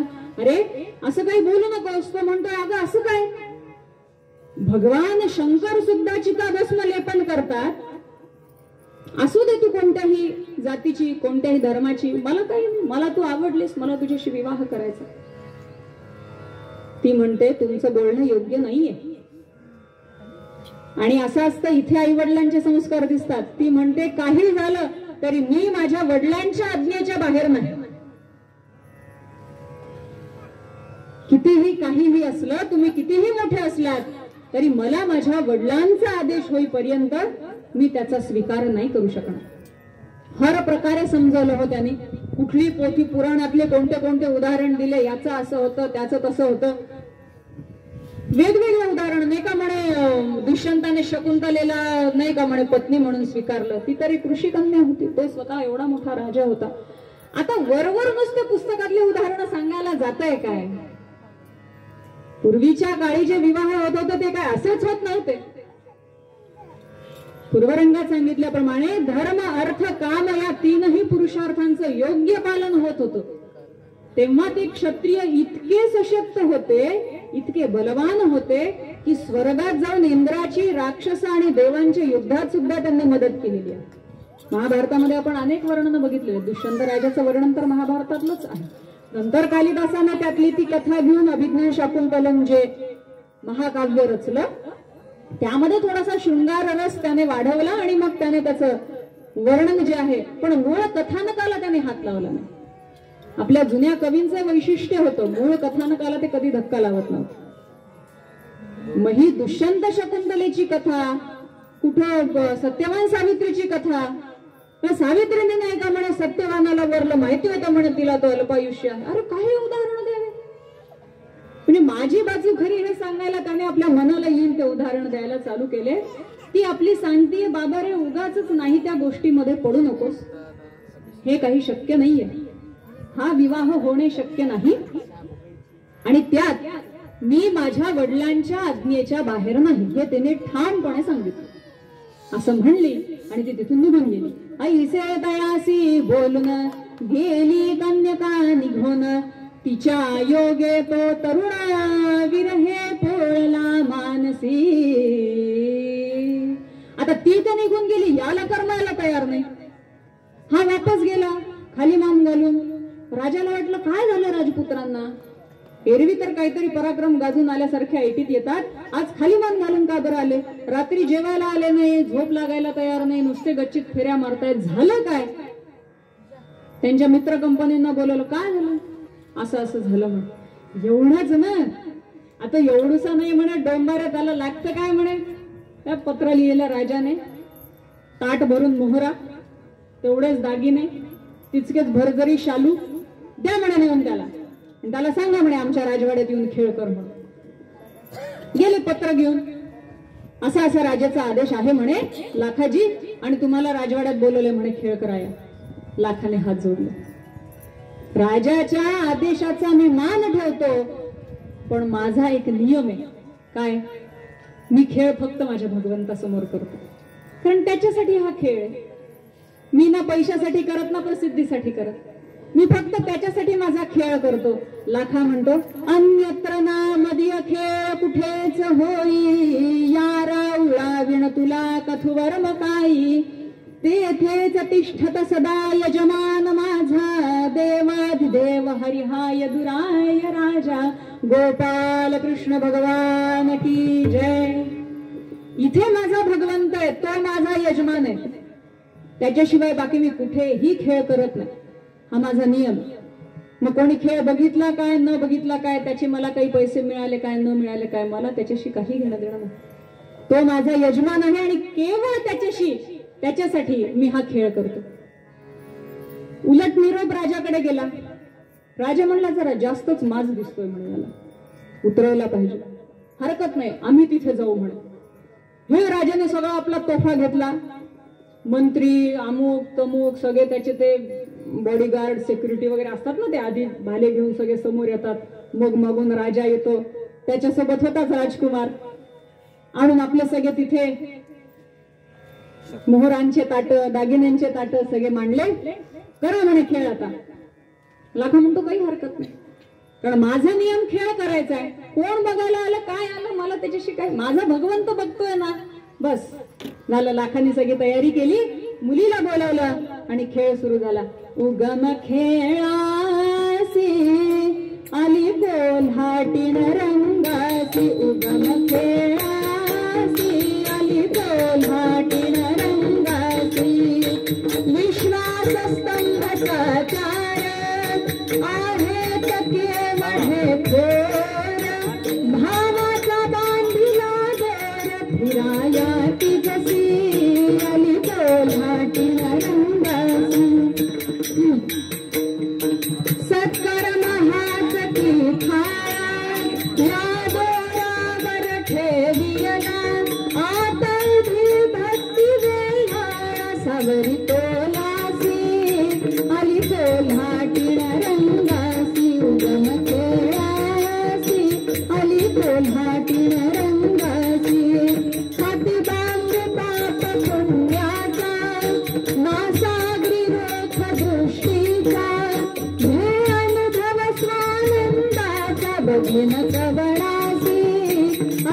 कोल्हाटीन रंगासी मग खेळासी आली कोल्हाटीन रंगासी गण म्हणे उड्या जरी मारी आधार सोडीन दोरी ही विद्या येईल सारी वंदिता गुरुसी आली कोल्हाटीन रंगासी मग खेळासी आली कोल्हाटीन रंगासी. डोंबाऱ्याचा खेळ चालू झाला पण त्यातही लाखा जो खाली ढोल वाजवायला उभा होता तो सांगतो सावध व्हा सगळेजण. हा जो खेळ चालू झाला आहे तो कशाचा आहे. उगम खेळासी आली कोल्हाटीन रंगासी. माझी कोल्हाटीन रंगाला आलेली आहे खेळात. काय खेळती येते. विश्वास स्तंभ साचार. हे जे दोन स्तंभ लावलेले आहेत ते विश्वास रूपी स्तंभ आहेत. भावाचा बांधलेला दोर फिराया ती जशी. कोणत्या दोरावरती फिरतीये. भाव भक्तीच्या दोरावर ती फिरतीये. विश्वास रूपी स्तंभाला बांधलेले भावाचे दोर आहेत आणि ही जी थाळी आहे त्या दोरावर तिने ठेवलेली ती सत्कर्माची थाळी आहे आणि त्या थाळीवर ती तिचा तोल सावरत आहे. हाती बांबू पाप पुण्याचा नासागरी रोख दृष्टीचा. माझी दृष्टी कशी असावी. पाप पुण्याचा समतोल राखत राखत माझी दृष्टी मात्र नासागरी असावी. इकडे तिकडे भरकटणारी दृष्टी माझ्या लक्षापर्यंत पोहोचणारच नाही. घे अनुभव स्वानंदाचा बघेन कवनासी. आणि गणू म्हणे उड्या जरी बारी आधार सोडी ना दोरी. तिने कितीही उड्या मारल्या तरी ती दोरीचा आधार सोडत नाही. कशाची दोरी आहे. भावाची दोरी आहे. आम्ही कितीही आयुष्यात चढउतार बघितले तरी आमची ती दोरी जर सुटली तर तोल गेलाच म्हणून समजा. केवढा मोठा अर्थ आहे हो. पूर्वीचे संत उगाचच नव्हते श्रेष्ठ. आपण सगळं करूनही पोहोचत नाही त्यांनी काही न करता भगवंतापर्यंत पोहोचले. एवढी श्रेष्ठता त्यांच्या ठिकाणी होती. असो या भावाचा खेळ चालू झाला पण असं झालं दुर्दैव की तो खेळ करता करता त्या लाखाच्या पोरीचं लक्ष त्या ताटात असलेल्या दागिन्यांकडे आणि त्या भरजरी शालूवर पडलं. तसाच खेळ तिने टाकून दिला. खाली उतरली. ते दागिने सगळे अंगावर चढवायला लागली. ते भरजरी शालू तो पैठणी अंगावर चढवायला लागली. अतिशय आनंद झाला तिला आणि ते पाहून मात्र लाखा दुःखी झाला. अरे अरे अरे माझे संस्कार वाया गेले. भगवंता हे नाही तू बरं केलंस. माझे संस्कार का बरं वाया चालले. त्यांनी तो खेळ थांबवला. मुलीची समजूत काढली.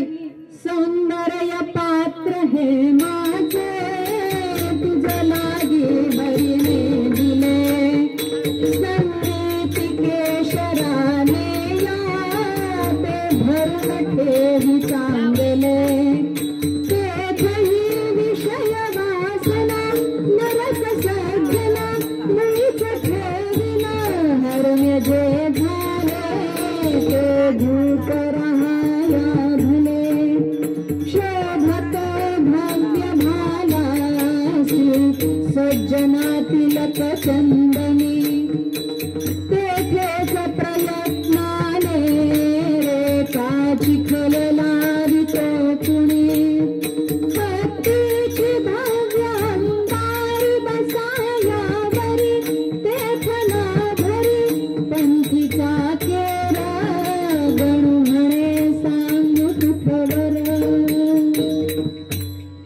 अरे हे जे सौंदर्य मिळालेलं आहे ते सौंदर्य चांगल्या कामासाठी लावा. जी हत्तीवर लावलेली अंबारी असते ती राजाला बसण्याच्या योग्य असते.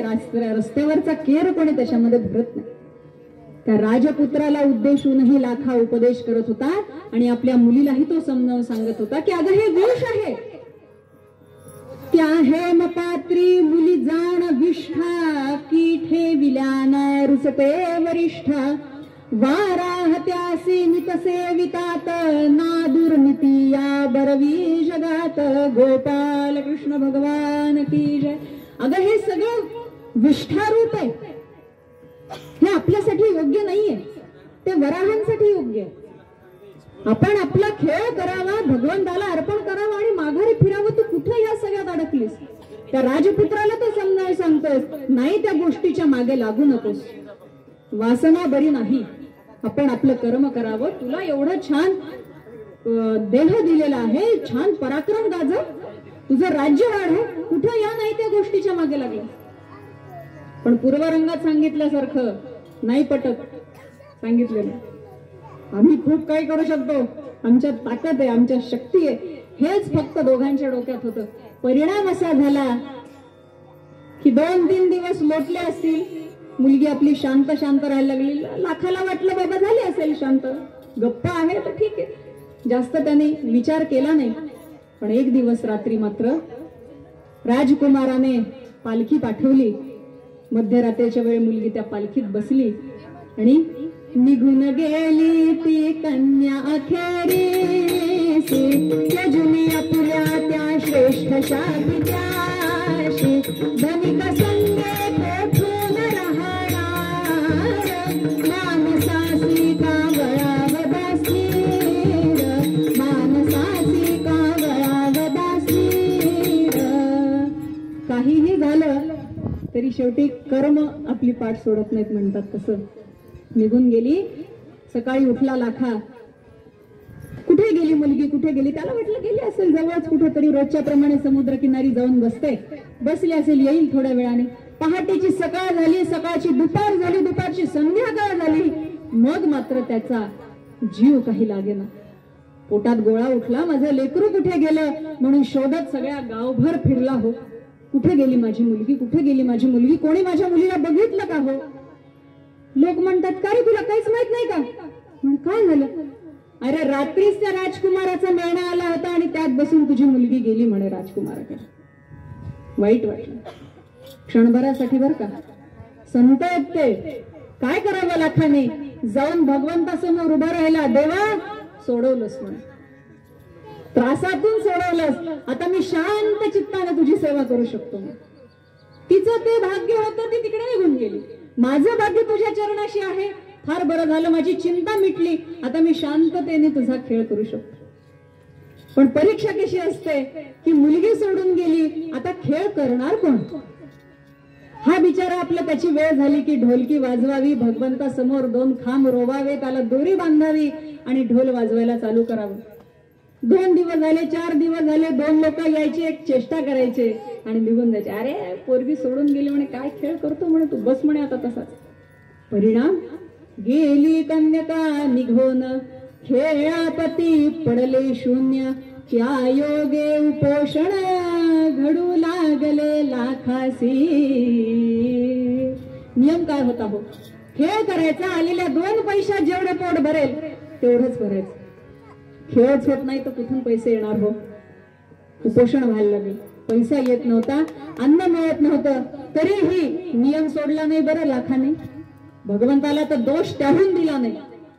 रोज आपल्या वेळेला भगवंताच्या दाराशी उभा राहावं, जेवढा वेळ ठरलेला आहे तेवढा वेळ ढोल वाजवावा, काम झालं की भगवंताला साष्टांग घालावं आणि आपल्या झोपडीत परत यावं.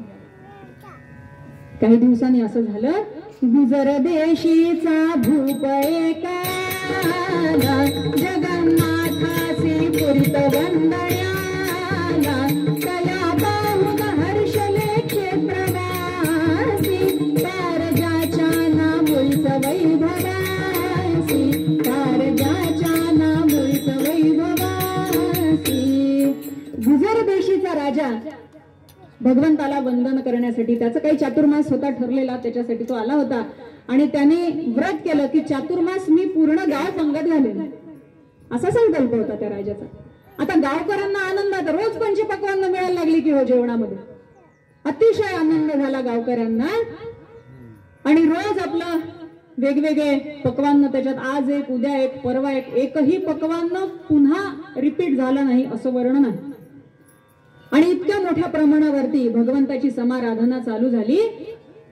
भगवंताच्या मनात विचार आला, माझा लाडका भक्त उपाशी आहे की हो? अख्खं गाव 3 दिवसातून पोटभर जेवून जातं, माझ्या लाखाला अजून अन्नाचा कणही मिळाला नाही का?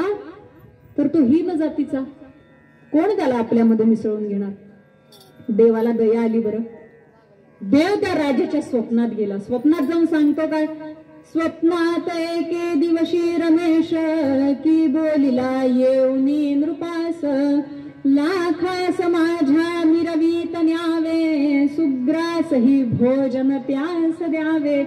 राजा, गावात माझा भक्त आहे लाखा नावाचा, त्याला मिरवीत नाही आणि तुझ्या पंक्तीमध्ये पोटभर जेव घाल बरं, माझी कृपा अखंड तुझ्यावर राहील. आता स्वप्नात भगवंत आला म्हणल्यावर काय राजाला आनंद झाला. सगळ्या गावात त्याने पुकारा चालू केला, लाखा कोण आहे, लाखा कोण आहे, लाखा कोण आहे. आणि मग त्याला कळलं, लाखा तो डोंबारी, तो खेळ करतो, तो खालच्या जातीचा आहे, कोण घेणार आहे त्याला आपल्या सगळ्यांसोबत, खालच्या जातीचा. हे बघितलं राजाने काय करावं हो, थेट गेला भगवंतासमोर हात जोडले. श्री जगन्नाथ महाराज जी समोर ये मारी, श्री जगन्नाथ महाराज अर्जी समोर ये मारी. काल खड़ी ये लाखा माटे नहीं करी भगवान, हा बेटा कोल्हाटी है नीति की खान. श्री जगन्नाथ महाराज अर्जी समोर ये मारी. उतरू बंदर में चढ़वा कागज की अंबारी, लाल कुआ सुकरना माटे कौन करे गिरधारी. श्री जगन्नाथ महाराज अर्जी समोर ये मारी, श्री जगन्नाथ महाराज अर्जी समोर ये मारी.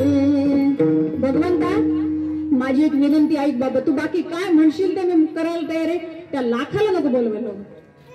आणि तू किती हीन जातीचा आहे, त्याला मी माझ्या पंक्तीमध्ये जेवायला घालू का? अशी एक एक पंचपक्वान्न देशी घी मध्ये बनवलेलं म्हणे, आणि ते मी त्याला खाऊ घालू का? ते माझ्याच्याने काही होणार नाही. तू बाकी मला काही सांग म्हणे. देवाच्या डोळ्यात पाणी आलं हो. देव म्हणतो, बेट्या तू मलाच शिकव म्हणे अजून तत्वज्ञान, कोणाला जेव घालायचं आणि कोणाला नाही. अरे मी सगळ्यांना माणूस म्हणून जन्माला घातलं, तुम्ही कुठं जातीपाती काढत बसलात म्हणे. एक बिचारा उपाशी मरतोय, महिना झाला, त्याच्या पोटात अन्नाचा कण नाही, त्याची दया येत नाही माणसाला. भगवंताच्या डोळ्यात पाणी आलं. काय करावं, शेवटी त्याने युक्ती केली. तो लाखाच्या स्वप्नात गेला. लाखाला स्वप्नात जाऊन त्याने सांगितलं की तू आयाचित सेवन कर. आयाचित म्हणजे काय हो, कोणी आपण होऊन आणून दिलं तर ते स्वीकारा. आपल्या घरी शिदा जसा येतो आपण त्याचा प्रसाद म्हणून स्वीकार करतो, तसं जर कोणी आयाचित तुला आणून दिलं तर त्याचा स्वीकार कर, अरे तुझे पोट भरेल. आता लाखाही त्याचाच बघतो. देवा, मला धर्मचरणापासून का बरं लोटायला लागलं, भीती वाटायला लागली काय म्हणे, मी जास्त जवळ येऊन तुमच्या म्हणून. कट्टर होते हो संत, मी आयाचित घेऊ, आयाचित कोणी घ्यावं म्हणे देवा. जो आंधळा आहे, लुळा आहे, जो काही करू शकत नाही, किंवा जो संन्यासी आहे, जो अग्निहोत्री आहे, त्याने आयाचित सेवन करावं, की जे स्वतः अन्न घेण्यासाठी किंवा तयार करण्यासाठी जे सक्षम नाहीयेत. संन्यासी लोकांना अग्नी गरज आहे, त्यांना अग्नीला स्पर्श नाही सांगितलेला. आणि जे अग्निहोत्री आहेत त्यांना त्या अग्नीचं संरक्षण करायचंय, ते अन्न मिळवायला कुठे जाणार.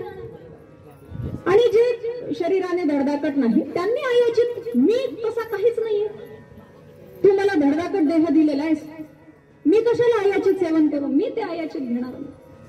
आता काय करावं, देवाला काही कळेना. इकडं आड तिकडे विणे, तिकडं माझं कोणी ऐकायला तयार नाही ना, हा हट्टाला पेटलाय. मी खेळ झाल्याशिवाय अन्नाला हात लावणार नाही. खेळ करीन, त्यातून जेवढं मिळेल तेवढं ग्रहण करेन, नाही अशातला भाग नाही, पण खेळ करू, असंच नाही घेणार. काय करावं.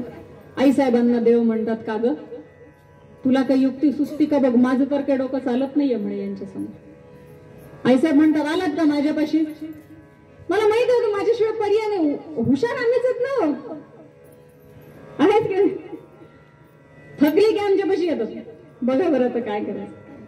आईसाहेबांनी काय केलं, तिच्या आत्याचं रूप घेतलं. कोणाच्या, लाखाच्या मुलीच्या आत्याचं रूप घेतलं. आता ती आत्या काळिका गोरी तिने कधी बघितलेली नव्हती. आता हा इतका दरिद्री की गावातले लोक जाऊ द्या हो, त्याच्या सख्या बहिणीने सुद्धा त्याच्याकडे पाठ फिरवली. दारिद्र्य फार वाईट. असो, आईसाहेबांनी तिच्या आत्याचं रूप घेतलं आणि राजवाड्यात थेट ती जिथे दासदासींकडून सेवा करून घेत होते तिथे प्रकट झाल्या. तिला म्हणतात, दादा लाज तुझ्या काही जीवाला?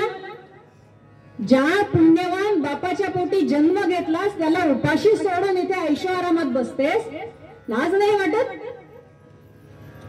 मुलगी म्हणून कुठेतरी थोडीशी तुझ्या मनात दया आली नाही आपल्या बापाबद्दल की तो खाईल काय? बरं, माहिती तो किती तत्वज्ञ आहे, माहिती तो किती कट्टर आहे, धर्माचरण करणारा आहे. त्या काळी प्रचंड महत्व होतं हो धर्माचरणाला.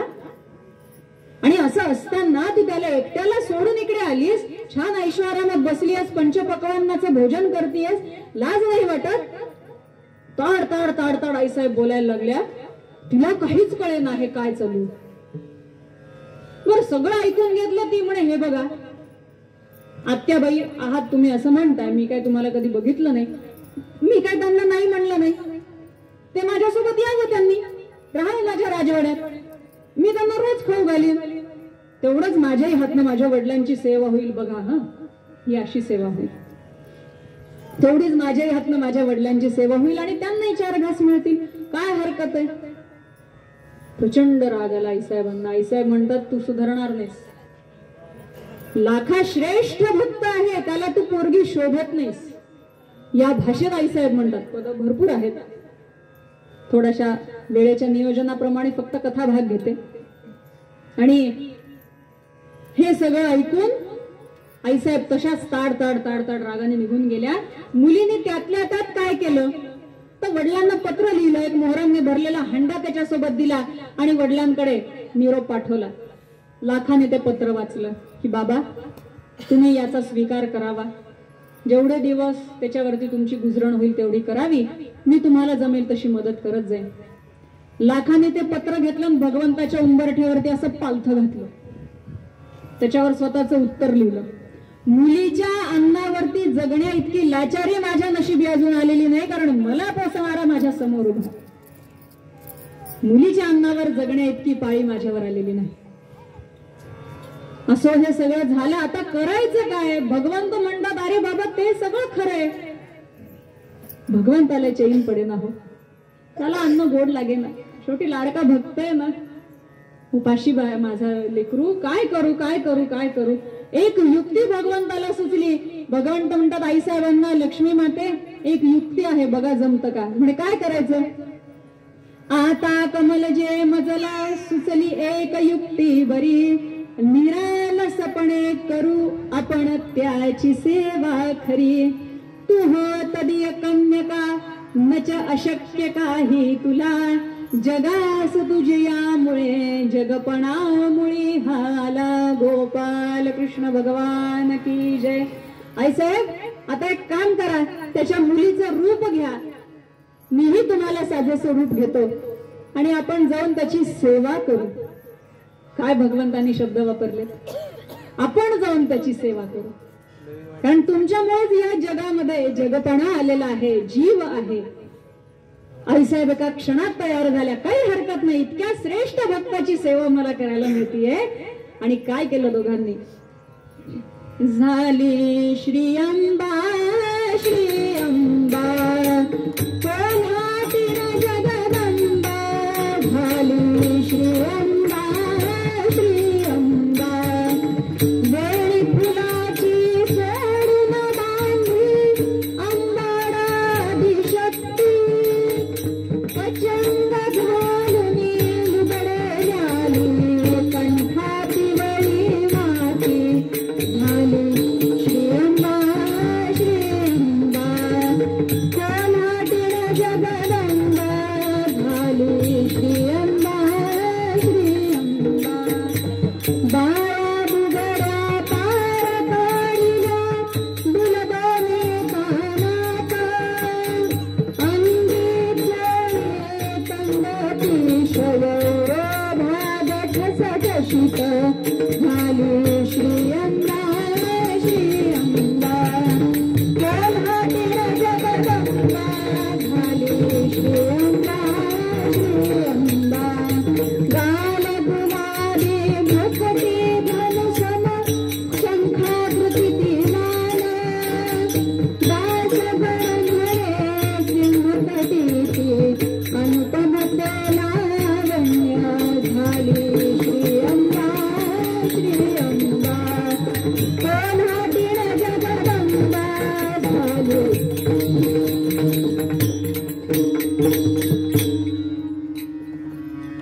आईसाहेबांनी साक्षात तिच्या मुलीचं रूप घेतलं. कोल्हाटिणी सारखं वस्त्र नेसलं गुडघ्यापर्यंत, ते काष्टा घालतात तसं सगळे दागदागिने काढून टाकले, साधा वेश धारण केला. त्या लाखाच्या मुलीचं सौंदर्य काय असं ह्या अंबाबाईचा आहोत ती जगत जननी हो. तिच्या सौंदर्याचं काय वर्णन करावं, काय ते तेज, काय ते सौंदर्य.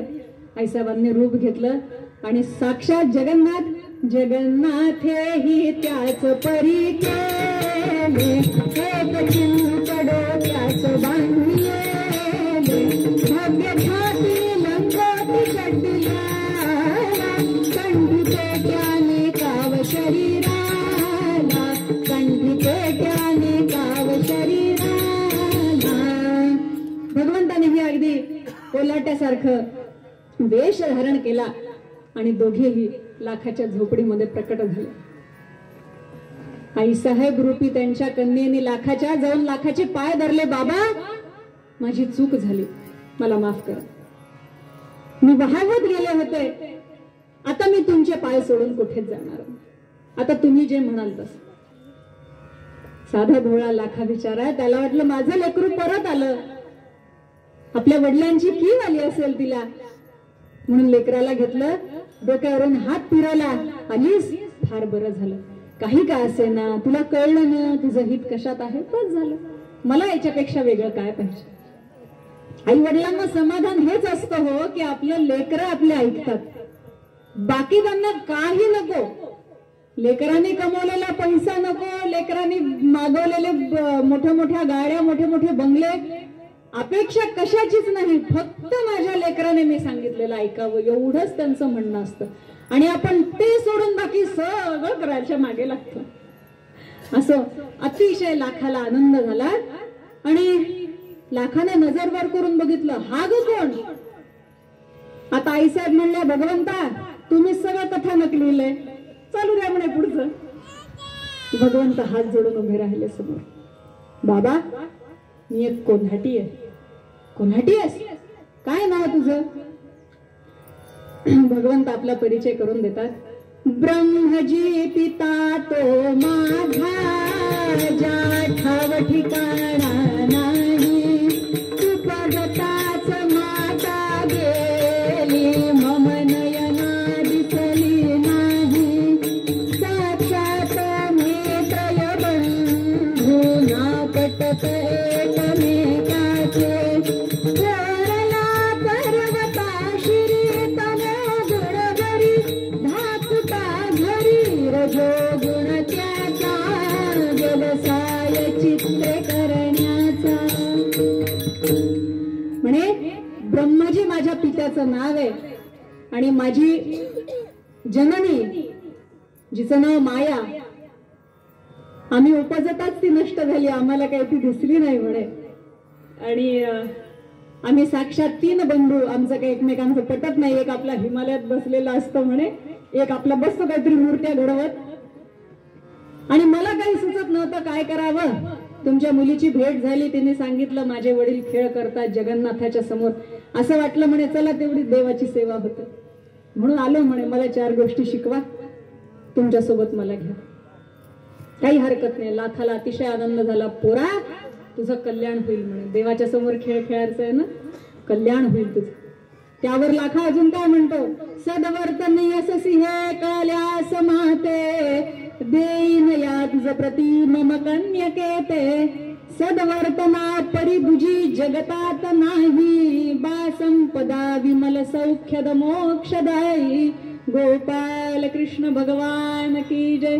दादा, आपलं वर्तन चांगलं असलं पाहिजे बरं, बाकी काही चांगलं नाहीये, बाकी कशाला अर्थ नाही. आणि तुझं नीट वागलास ना तर माझी पोरगी पण तुला देईन बर का. काय हो भोळा भाव त्या संतांचा. आणि या भोळ्या भावापायी तो वेडा होतो हो, वाटेल तिथे जायला तयार होतो. 12 वर्ष नाथांच्या घरी पाणी भरलं, नाथांना पत्ता नाही की हा साक्षात भगवंत आहे. आपण कोणासाठी काही करायला गेलो तर 10 ठिकाणी भोंग्या लावून ओरडतो, मी हे केलं, मी हे केलं, मी हे केलं. संत सखूच्या घरी लुगडं नेसून भगवंताने धुणी भांडी केली हो, सखूबाईंच्या सासूबाईंची सेवा केली. काय पाहिजे होतं भगवंताला ह्या सगळ्या मागे? कशासाठी केलं हे भगवंताने? आपल्या भक्तासाठी, आपल्या भक्ताच्या वेड्या प्रेमासाठी. कारण त्याला माहिती होतं माझे भक्त बाकी काहीच मागणार नाही, फक्त माझं नाम एवढंच त्यांना महत्वाचं. तुकाराम महाराजांकडे असं म्हणतात की बऱ्याचदा भगवंताने हट्ट धरला की बाबा रे काहीतरी तर माग, एवढं तू माझ्यासाठी करतोस, काहीतरी तर माझ्याकडून माग. तुकाराम महाराज म्हणतात भगवंता एकच कर, तुझे पायापासून मला फक्त दुसरीकडे कुठे जाऊ देऊ नको. देवा म्हणतात काय करू हो या संतांना, काय करू मी माझ्या भक्तांना? कसे हट्टी असते, मी माग म्हणलं तरी मागत नाही. याचा अर्थ असा नाही की आपण मागायचं नाही, याचा अर्थ असा आहे की तो न मागता जर इतकं देतो तर काय गरज आहे हो मागायची? मग त्याने जे दिलंय त्याला जपा, फक्त त्याला विसरू नका. एवढं एकच संतांचं सांगणं. असो, खेळाला सुरुवात झाली पुन्हा. आता बराच मोठा कटाव आहे दासगण महाराजांनी लिहिलेला, तो काही तेवढा घेत नाही, फक्त थोडक्यात सांगते की अतिशय गर्दी. आता आधीच तिचं सौंदर्य एवढं होतं, त्यात साक्षात जगदंबा तिथे प्रकट झालेली आहे. काय ते तेज असेल हो, कल्पना करा फक्त. त्या खेळाला सुरुवात झाली, सगळे आजूबाजूचे श्रीमंत लोक खेळायला यायला लागले, हे ढीग पडायला लागला पैशांचा. आता हे केल्यानंतर आपल्यासारख्या सर्वसामान्यांनी काय केलं असतं? आधी झोपडीला दार केलं असतं, छान झोपडी मस्त मजबूत करून घेतली असती, असतं की नाही? प्रामाणिकपणे आपली इच्छा असते, काय चूक नाहीये त्यात. काय लाखाने काय करावं? मिळालेला अर्ध्याच्या वर भाग ज्यांना गरज आहे त्यांना वाटून द्यावा. मला लागतच काय, मी माझी पोरगी आणि हे त्याच्यासोबत आलेलं पोरग, तिघांच्या पोटाला लागतच काय, तेवढं ठेवून घ्यावं आणि बाकी सगळ्या गोरगरिबांना वाटून टाकावं.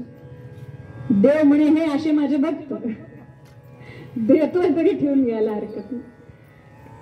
आणि अशी भावना असल्यावरती मग तर तो एवढं देतो की आपल्याला ठेवायला जागा राहत नाही. असो, विषय खूप मोठा आहे, जितका खोल जावं तितका तो वाढत जाईल. अशा प्रकारे त्याचा खेळ चालू झाला आणि काही दिवस लोटले, तो राजकुमार पुन्हा नगरीचा फेरफटका घालायला आला आणि त्याने हा खेळ बघितला. हा, ही इथे खेळ करायला लागली, मी हिला तिथे राजवाड्यात ऐशो आरामात ठेवतो आणि मी थोडासा शिकारीला म्हणून 4-6 महिने बाहेर काय गेलो, ही लागली बापाकडे आली खेळ करायला. तोड तोड तोड तोड आपल्या राजवाड्यात गेला, जाऊन तिच्या समोर उभा राहिला. लाज वाटते का म्हणे तुला? माझी राणी बनून मी तुला इथं आणलेलं आहे आणि तू त्या भिकारड्या बापाजवळ जाऊन खेळ करते.